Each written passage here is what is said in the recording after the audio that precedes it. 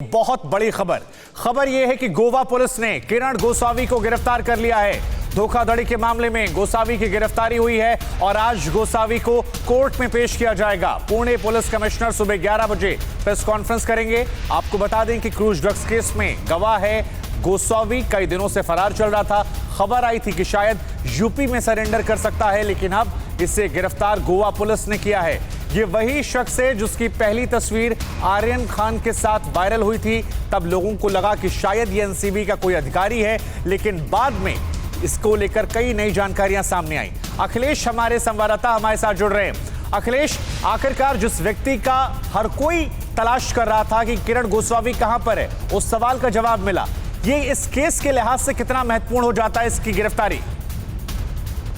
देखिए, इस केस में किरण गोसावी इसकी गिरफ्तारी बहुत ही महत्वपूर्ण थी, क्योंकि जिस तरह से इसके बॉडीगार्ड ने प्रभाकर साहिल ने आरोप लगाया था कि एनसीबी के अधिकारी और किरण गोसावी के बीच जो डील चल रही थी पैसे को लेकर और शाहरुख खान के मैनेजर से बात हो रही थी, तो इस पूरे कड़ी को जोड़ने के लिए किरण गोसावी का गिरफ्तार होना बहुत जरूरी था और इसके पीछे पुलिस लग चुकी थी। पहले से पुणे में इसके खिलाफ धोखाधड़ी के मामले दर्ज हैं और इसके साथ में जो काम करने वाली महिला थी उसे शिवाजी गोवंडी इलाके में मुंबई से पुणे पुलिस ने कुछ दिन पहले ही गिरफ्तार किया था। किरण गोसावी अपने आप को सेफ जोन में ले जाके लखनऊ में सरेंडर करना चाहता था, लेकिन वहां की पुलिस ने उसे मना कर दिया। उसके बाद ये खबर आई कि अब उसके पास कोई रास्ता नहीं बचा है। वो पुणे पुलिस की तरफ निकला था, लेकिन पुलिस ने पहले इसका लोकेशन ट्रेस किया, सुबह 5 बजे से गिरफ्तार किया है। अब इसे कोर्ट में 12 बजे के आसपास पेश किया जाएगा।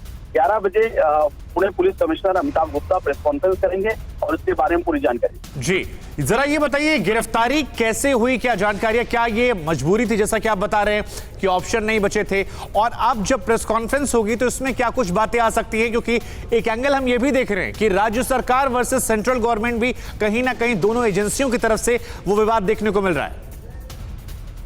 जी बिल्कुल, ये विवाद देखने को मिल रहा है कि जिस तरह से राज्य सरकार यहाँ पर केस दर्ज कर रही है, जैसे प्रभाकर साहिल का स्टेटमेंट चल रहा है 2 दिन से, उसके बाद ये एफआईआर में तब्दील होगा और उस एनसीबी के अधिकारियों को भी समन किया जाएगा और उसमें पूछताछ होगी। वहीं एनसीबी के अधिकारी भी समन दे रहे हैं प्रभाकर साहिल को और पूछताछ करना चाह रहे हैं। मतलब दोनों तरफ से पूछताछ की जो रेस है वो लगी है और इसी सिलसिले में ये किरण गोसावी इसे अब ये लगने लगा था कि इसकी जान को खतरा है। जिस तरह से इसका नाम सामने आया था तो ये खुद को सरेंडर करके बचाना चाह रहा था और इसे लग रहा था कि अगर ये यूपी में लखनऊ में सरेंडर करता है तो ये शायद सेफ जोन में रहेगा, लेकिन वहां के पुलिस ने नकार दिया। उसके बाद ये पुणे की तरफ निकला क्योंकि इसके पास कोई रास्ता नहीं था और पुणे में और पालघर, नवी मुंबई में 3 जगह इसके खिलाफ मामले दर्ज हैं। तो ये पुणे की तरफ जा रहा था और उसके पहले ही पुलिस को इन्फॉर्मेशन मिली। सुबह 5 बजे इसे गिरफ्तार किया गया है और इसे 12 बजे कोर्ट में पेश किया जाएगा। जी, इसको लेकर एनसीबी, क्योंकि एनसीबी की तरफ से तस्वीरें सामने जो आई थी उसमें यहां पर किरण गोसावी बार बार नजर आ रहा था हमें समीर वानखेड़े के साथ। ऐसे में क्या ये और ज्यादा दिलचस्प नहीं हो जाता है उसकी मौजूदगी, पुणे पुलिस की गिरफ्तारी? क्या ये माने कि आगे एनसीबी वर्सेस स्टेट पुलिस जो है उसमें भी कुछ हमें देखने को मिल सकता है, एक दूसरे पर आरोप प्रत्यारोप?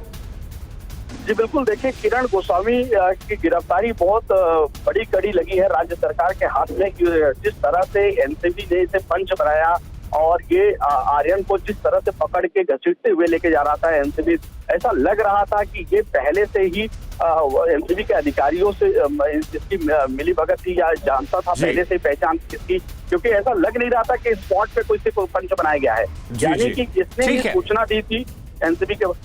जी अखिलेश, तमाम जानकारी आपने दी, इसके लिए आपका शुक्रिया। आगे भी आपसे अपडेट लेते रहेंगे, लेकिन अपने आप में एक महत्वपूर्ण गिरफ्तारी पुणे पुलिस के हवाले से, और आज जब प्रेस कॉन्फ्रेंस होगी तो उस पर भी हमारी नजर लगातार बनी रहेगी।